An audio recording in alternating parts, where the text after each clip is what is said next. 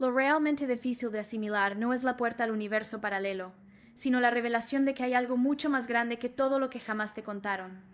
Si existiera algo que pudieras hacer, un simple acto, capaz de abrir una puerta hacia un universo paralelo, ¿te atreverías a cruzarla?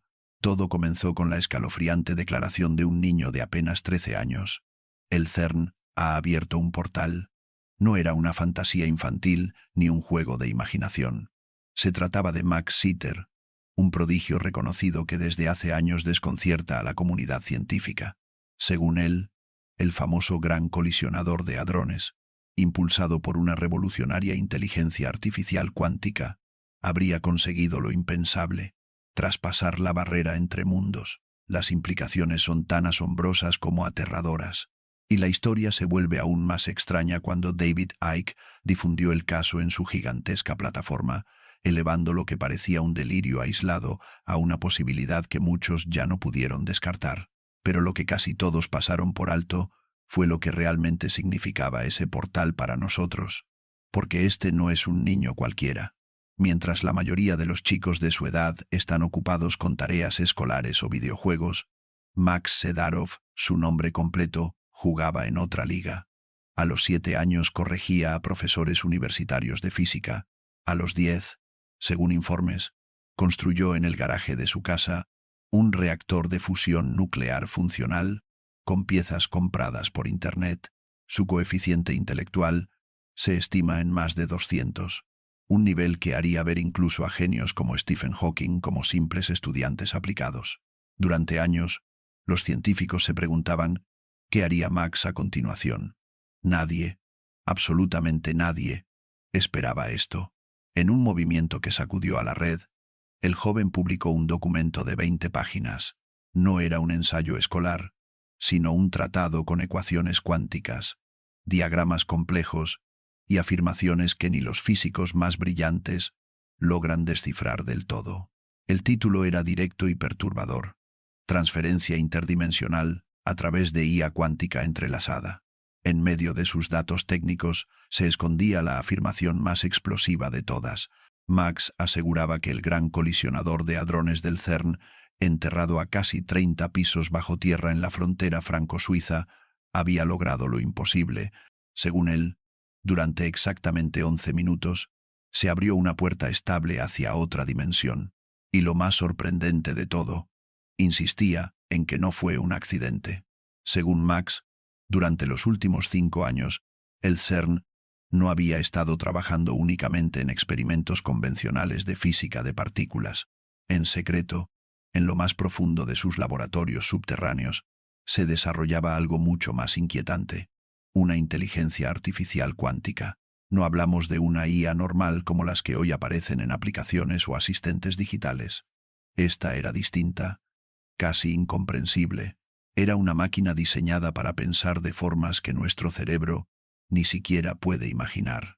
Mientras la mente humana procesa una decisión tras otra en cadena, esta IA era capaz de explorar billones de posibilidades en un solo segundo, navegando realidades potenciales con la misma facilidad con la que alguien hojea un libro. De acuerdo con Max, fue precisamente esta máquina la que encontró la frecuencia exacta capaz de debilitar la estructura misma de nuestra realidad. No se trataba ya de romper átomos para encontrar nuevas partículas, sino de sintonizar la realidad como si fuera una señal de radio. El sistema controlaba el gigantesco anillo de superconductores del colisionador, un túnel de 17 metros de diámetro mantenido a temperaturas más frías que el mismísimo espacio profundo, a unos escalofriantes -450 °F. Allí, haces de protones eran acelerados hasta alcanzar el 99,9% de la velocidad de la luz. La expectativa científica era detectar alguna partícula desconocida, pero según Max, lo que emergió no fue un descubrimiento subatómico, sino una puerta. Para muchos, esto habría sonado como pura ciencia ficción. Sin embargo, el mensaje no provenía de un foro anónimo ni de un blog oscuro. Venía de alguien cuya inteligencia era tan deslumbrante que incluso científicos de renombre se sentían inclinados a prestarle atención. Eso le dio un peso diferente, una gravedad que no podía descartarse con facilidad. Y entonces empiezan a encajar piezas que siempre habían parecido aisladas.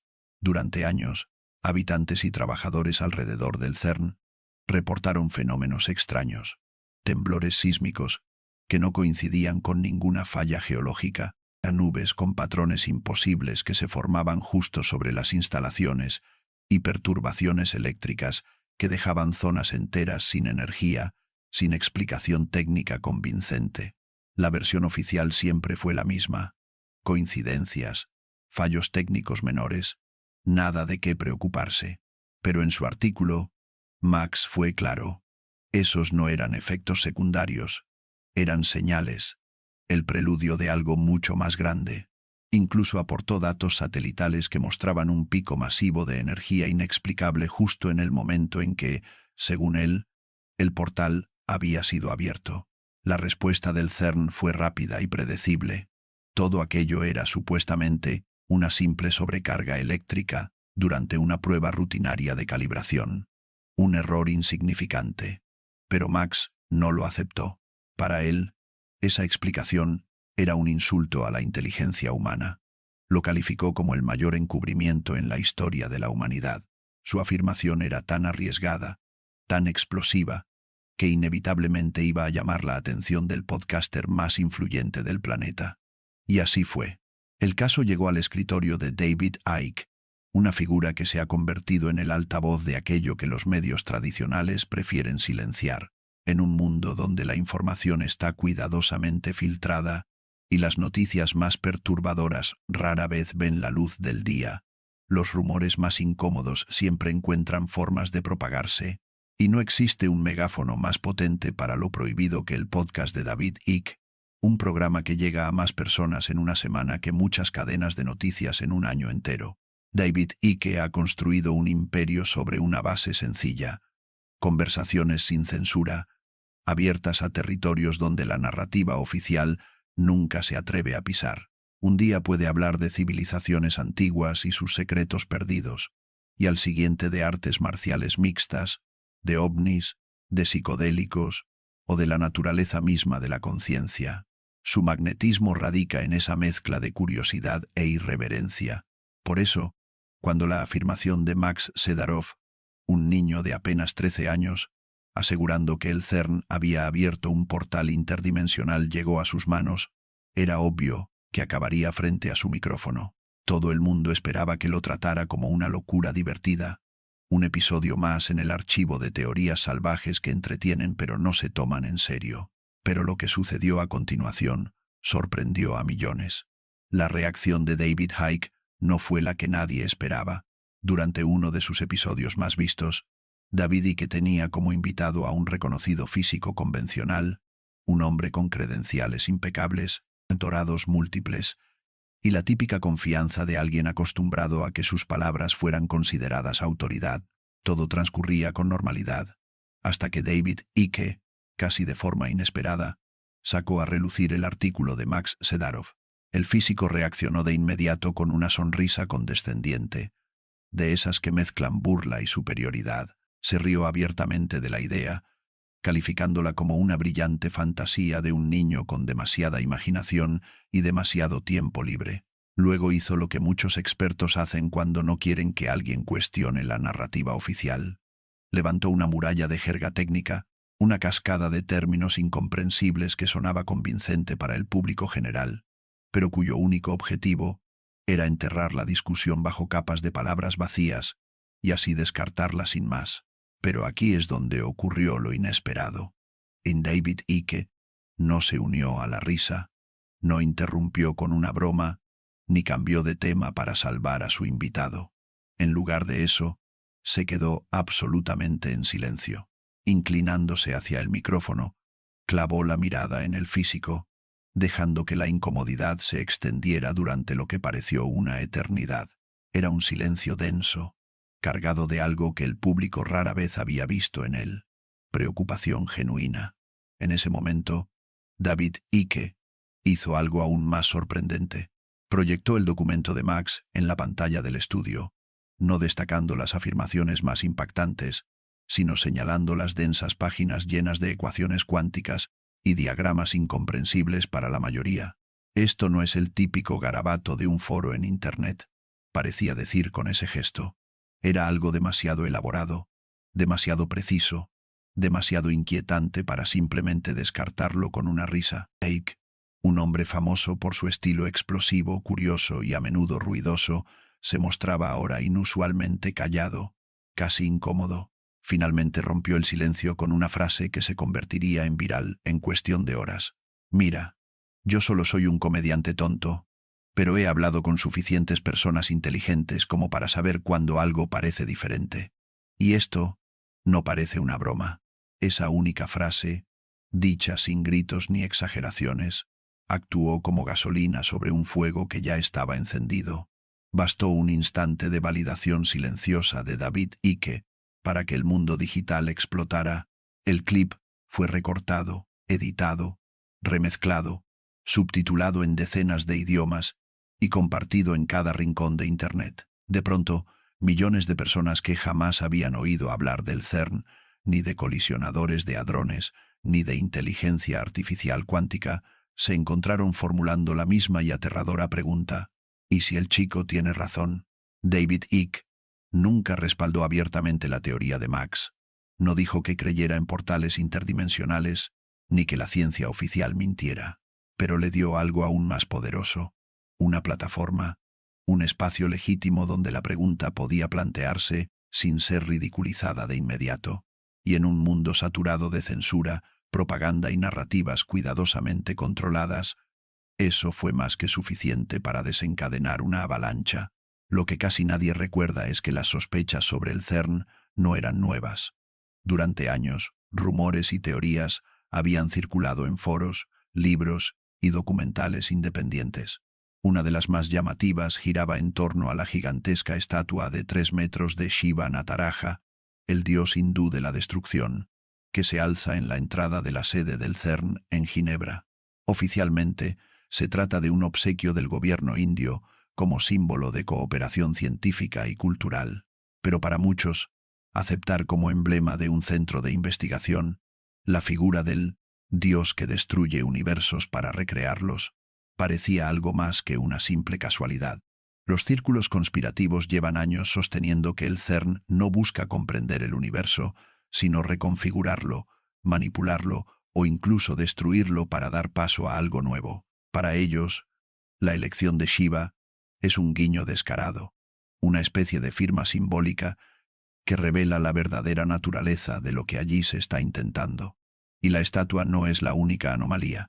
Existen videos filtrados de supuestos rituales extraños en los terrenos del CERN, ceremonias simuladas, o quizá no tanto, que involucran túnicas oscuras y símbolos arcaicos. Oficialmente, se desestimaron como bromas internas de empleados aburridos, pero la sospecha persiste. ¿Qué hacen realmente en ese complejo subterráneo de kilómetros de túneles? La publicación de Max, amplificada por el gigantesco altavoz de David Icke, actuó como un catalizador. De pronto, piezas dispersas de teorías que llevaban años circulando comenzaron a encajar en la mente de millones de personas.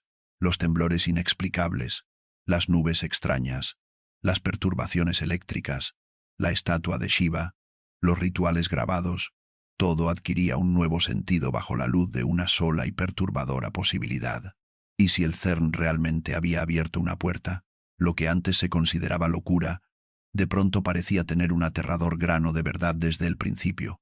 Con el mundo entero ahora pendiente, la atención comenzó a desplazarse del chico prodigio y sus explosivas declaraciones hacia la propia máquina y, sobre todo, hacia las posibles conexiones ocultas detrás de ella. Pronto, lo que había empezado como la historia de un joven genio señalando anomalías en el CERN se transformó en una red de teorías que mezclaban extraterrestres, pirámides y portales interdimensionales.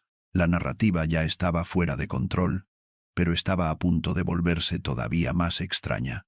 Una vez plantada la idea de que el CERN podría haber abierto un portal dimensional, los investigadores independientes, foros online y buscadores de verdades incómodas comenzaron a indagar sin descanso. Cada pequeño detalle en torno al CERN fue reinterpretado bajo esta nueva luz, y pronto se empezaron a enlazar sus actividades con algunos de los misterios más antiguos y perturbadores de la historia de la humanidad. La primera gran pregunta fue, ¿por qué allí? ¿Por qué construir la máquina más avanzada y cara de la historia en un punto específico de la frontera franco-suiza? Los investigadores descubrieron que el lugar no era casual. En la antigüedad, ese terreno fue ocupado por una ciudad romana llamada Apolacum, y aquí es donde la historia da un giro inquietante. Según textos antiguos, Apolacum era considerada un punto de acceso al inframundo, una especie de puerta hacia otras realidades invisibles al ojo humano. ¿Coincidencia o un conocimiento ancestral que hoy se reinterpreta con tecnología moderna? Después, las miradas se dirigieron al propio logotipo del CERN. Oficialmente, representa secciones estilizadas del colisionador y sus trayectorias de partículas, pero muchos aseguran que, al observarlo con detenimiento, se distinguen claramente los dígitos 666, ocultos a plena vista. Para los críticos, esto no es más que imaginación, pero para los conspiracionistas es un guiño evidente al número de la bestia, un símbolo codificado de la verdadera naturaleza del proyecto. Las conexiones no se detuvieron ahí. Pronto comenzaron a emerger vínculos con los antiguos alienígenas y las pirámides de Egipto. Durante décadas, teóricos han defendido que las pirámides de Giza no fueron diseñadas como simples tumbas, sino como colosales máquinas de energía, y las pruebas que exponen son, como mínimo, inquietantes. La alineación matemática perfecta con el norte verdadero, los pozos internos que apuntan directamente a constelaciones como el Cinturón de Orión, su ubicación exacta en el centro geográfico de la masa terrestre. Nada de eso parece encajar con la idea de un monumento funerario. Lo que rara vez se menciona es el material con el que están construidas. La Gran Pirámide está formada, en gran parte, por piedra caliza dolomítica, un excelente conductor eléctrico. Sus pasajes internos, en cambio, están recubiertos de granito, un material ligeramente radiactivo que tiene la capacidad de ionizar el aire. La combinación de ambos no es casual ni decorativa. Es una receta extraña, pero precisa, para generar un efecto energético. La teoría sugiere que una civilización avanzada, quizás con la ayuda de visitantes de otros mundos, no levantó simples bloques de piedra, sino que diseñó una cavidad resonante, una máquina monumental, capaz de aprovechar los campos de energía natural de la Tierra. La gran pregunta es, ¿para qué? ¿Fue para abrir canales de comunicación con otros mundos? ¿Para manipular dimensiones invisibles? ¿O acaso para crear portales que conectaran la Tierra con civilizaciones extraterrestres? Y aquí es donde muchos empezaron a conectar las piezas. Si los antiguos construyeron portales con piedra, resonancia y energía natural, ¿no podría el CERN estar intentando replicar exactamente lo mismo, pero con tecnología moderna? Quizás el propósito de aquellos monumentos colosales no fuera rendir culto ni servir como tumbas, sino abrir sus propios portales. Algunos investigadores comenzaron a comparar la inmensa potencia concentrada que se necesitaría para semejante hazaña con la potencia generada hoy por el gran colisionador de hadrones. La conclusión era inquietante. Estaban nuestros antepasados intentando hacer exactamente lo mismo que el CERN, pero con piedra, sonido y geometría en lugar de superconductores, imanes y aceleradores de partículas. Aquí es donde la historia se vuelve realmente intrigante. La gente empezó a señalar similitudes inquietantes entre textos antiguos y jeroglíficos, repartidos por culturas que, oficialmente, nunca tuvieron contacto entre sí. De pronto, las representaciones de dioses descendiendo del cielo, de carros de fuego y seres que enseñaban artes y ciencias a los humanos, ya no parecían simples metáforas ni mitos primitivos. Parecían relatos de testigos presenciales de una tecnología avanzada. La pregunta inevitable surgió. ¿Era el inframundo de las leyendas antiguas simplemente otra forma de decir universo paralelo? ¿Eran los dioses que descendían de los cielos para entregar a la humanidad conocimientos de agricultura, astronomía y matemáticas realmente viajeros interdimensionales? Los textos sumerios hablan de los Anunnaki, los que vinieron del cielo para modelar al ser humano. Los antiguos textos indios describen con asombroso detalle unas naves voladoras llamadas vimanas, dotadas de motores, armas y rutas estelares. Los mitos mesoamericanos hablan de serpientes emplumadas que enseñaron calendarios y ciclos cósmicos. Y todas estas historias, procedentes de culturas supuestamente desconectadas, cuentan la misma trama con distintos nombres. En ese contexto, la afirmación de Max Sitarov, un portal controlado por una IA cuántica en el CERN, ya no sonaba tan nueva ni tan descabellada, sonaba como un eco aterrador de un pasado olvidado, una tecnología peligrosa con la que la humanidad ya se habría topado una vez y de la que, quizá, nunca se recuperó. Esto abre otra pregunta todavía más perturbadora. Si nuestros antepasados poseían ese poder, ¿dónde están ahora? ¿Se extinguieron? ¿Se fueron? ¿O acaso se transformaron en algo que hoy ni siquiera reconoceríamos? Quizás su historia sea, en realidad, una advertencia. Hay puertas que es mejor no abrir, pero incluso si todo esto fuera cierto, ¿qué significa para la persona promedio que vive su vida cotidiana? La sombra del portal es más grande de lo que parece. Bajemos esto a la tierra un momento. Para alguien que se levanta cada mañana, va al trabajo, paga sus facturas y trata de lidiar con el mundo real, es fácil descartar todo esto como ciencia ficción. Portales, IA cuántica, antiguos alienígenas, suena a guión de película o a novela de fantasía. El sol sale, el sol se pone, y el mundo parece igual que ayer. Pero, ¿y si no lo es? ¿Y si las propias reglas de la realidad se estuvieran reescribiendo en silencio mientras todos estamos ocupados mirando nuestros teléfonos?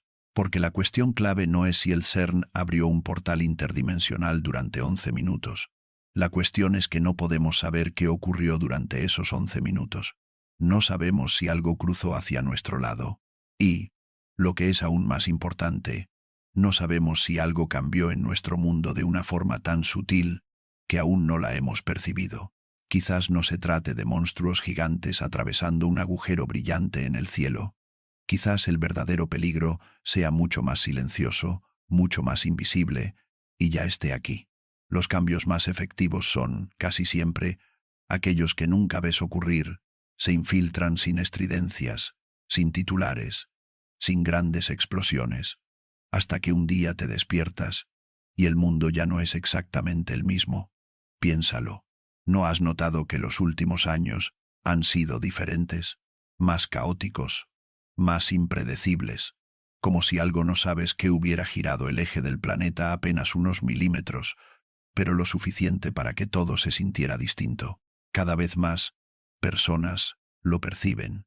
Hablan del efecto Mandela, ese fenómeno en el que un enorme número de personas comparte el mismo recuerdo falso de acontecimientos históricos. Miles juran, sin titubear, que Nelson Mandela murió en prisión en la década de 1980. Otros recuerdan una película llamada Shazam, protagonizada por el cómico Sinbad, que oficialmente jamás existió. Los famosos libros infantiles de los Berenstain Bears son otro ejemplo. Millones de personas aseguran que se escribían Berenstain con I, no con A. Durante años se nos dijo que eran trucos de la memoria, lapsos cognitivos, ilusiones colectivas. Pero, ¿y si no lo son? ¿Y si en lugar de ser simples errores fueran fósiles de la memoria, restos de una línea temporal que ya no existe porque ha sido sobrescrita por otra? Es una idea escalofriante, pero encaja con algunas de las teorías más recientes relacionadas con el artículo de Max Sedarov. ¿Y si nuestro universo se hubiera injertado en otro, casi idéntico pero no del todo, una línea temporal fusionada, suturada sobre la anterior sin que se nos avisara? Piensa en tu propia vida. ¿Alguna vez has experimentado una sensación de déjà vu tan intensa que casi te paraliza? Ese instante inquebrantable de sentir que ya has vivido ese momento antes. ¿Has visto algo por el rabillo del ojo, una sombra, un destello, una figura que no debería estar ahí? Nos reímos y lo llamamos fallos en la matriz, un término divertido para algo profundamente inquietante. Pero, ¿y si no son fallos? ¿Y si son costuras? Las grietas invisibles donde la antigua realidad y la nueva no se han unido del todo. Y aquí viene lo realmente perturbador. Si alguien tuviera el poder de alterar la realidad, también tendría el poder de alterar las pruebas. Libros, registros digitales, fotografías, vídeos, todo podría cambiar al instante, y nadie podría demostrarlo. Lo único que quedaría serían los recuerdos defectuosos pero obstinados de las personas. Nuestra propia mente sería la última y única prueba de que algo anda mal. Esa es la parte que quita el sueño, que un niño genio no solo afirma que el CERN abrió un portal, sino que insinúa que las consecuencias ya nos rodean, silenciosas, que ya estamos viviendo las secuelas de ese experimento, que el mayor proyecto científico de la historia podría haberse convertido en la apuesta más irresponsable jamás realizada, y que cada persona de este planeta es ahora parte involuntaria del experimento. Nos guste o no, la estructura de la realidad no es tan estable como pensábamos, y un niño de 13 años nos está diciendo que alguien ya ha abierto un agujero en ella. Entonces, la pregunta que queda en el aire es simple y brutal.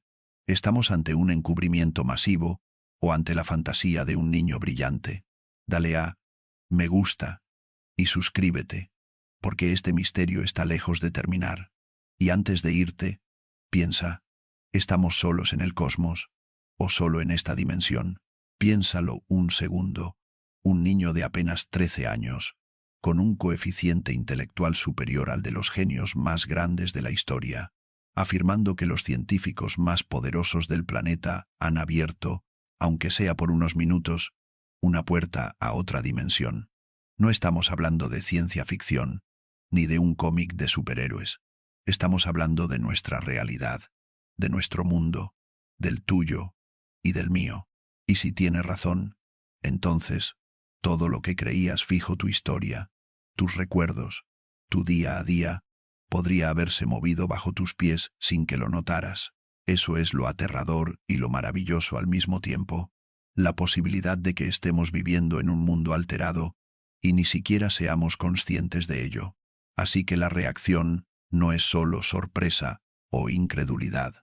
Es preguntarte si acaso ya lo sentiste en tu propia vida, ese déjà vu extraño, ese recuerdo que nadie más comparte, ese instante en el que jurarías que algo cambió. Quizás no estamos reaccionando al niño, quizás estamos reaccionando a la verdad que ya late dentro de nosotros. La pregunta es, ¿estás listo para aceptar que tal vez el universo ya no es el mismo?